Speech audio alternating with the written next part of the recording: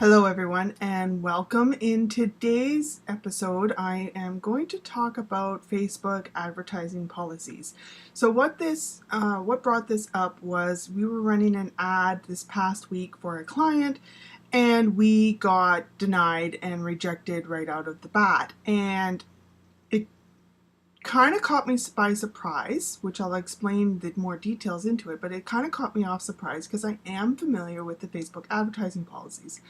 Once I figured out what it was that got us rejected, it kind of made more sense. So the ad that we were running was for a company in the nutritional supplement industry. And that could be a tricky industry because it could be a very sensitive topic depending on the supplement. So in this particular case, we were selling or promoting a product that is a collagen-based product to help rebuild the collagen in your joints, specifically your knees. And it was the word knees in the Facebook ad copy that got us dinged. So let me go into the Facebook advertising policies and actually show you under what section it was that we got dinged.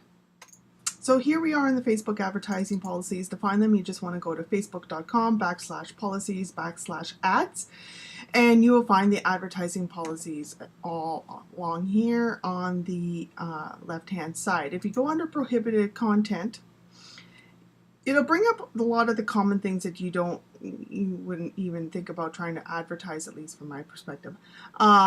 Illegal products and services, discriminatory, tobacco, drugs, unsafe supplements, all that kind of stuff. But what we actually got dinged for was personal attributes. So by using the word knee, Facebook felt that we were calling out people who had a health defect, so to speak, a health issue, a disease.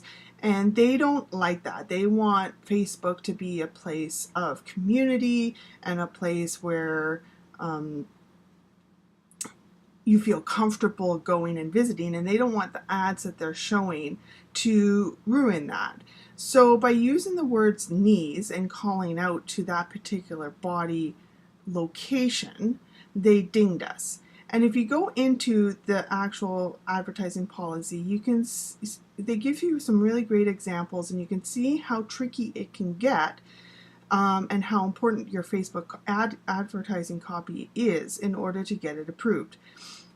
So if I scroll down, disability or medical condition. So their examples here is you can say bulimia counseling available if that is a service you provide, but you cannot say do you have diabetes. So do you have diabetes is actually calling out the audience and calling out a medical condition that can be deemed or perceived as negative, and can deem the viewer as being someone who is unworthy is the word that I want to come up with, but you kind of can get the gist of what I'm talking about. Whereas you can actually say that the service that you're offering. The same thing is you can offer depression counseling, but you can't say depression getting down, get help now, because when people are viewing your ads, especially in the news feed, they're going to take it, at least subconsciously, if not consciously, personal. So if they see something depression getting down, they're like, why am I seeing this? Why does somebody think that I'm depressed? And that is the fine line when it comes to your Facebook ad copy. So my homework for you for today is to actually go into the Facebook advertising policies and read all of these to get a really good idea of what you can say and what you can't. And if you do get denied, this is probably the number one place to start looking. In the community groups that I am in and in the masterminds that I'm in, when people are starting to get denied for their Facebook advertising and Facebook ads, it is usually because they're calling out based on personal attributes. So that is the lesson for today, is personal attributes from the Facebook ad policies. Make sure that you spend some time reading all of the prohibited content, and there's even more under restrictive content, so that you are familiar with all this and to make sure you can actually get your ads approved. So my name is Maggie May. I am a digital marketer and web designer based out of the Okanagan in beautiful British Columbia, Canada. And until next week, I hope you have a wonderful, successful week.